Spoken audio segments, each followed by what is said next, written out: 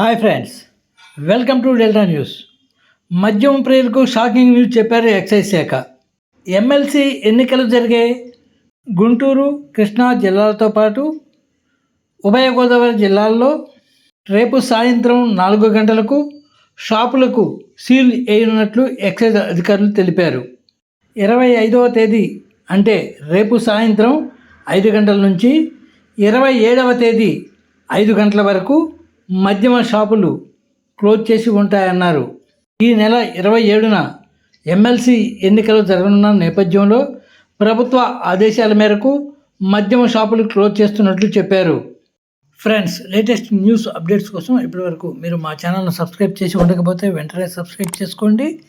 అలాగే పక్కన ఉన్న బెల్ ఐకాన్ ప్రెస్ చేసి మీకు ఈ వీడియో నచ్చితే లైక్ చేయడం మర్చిపోకండి.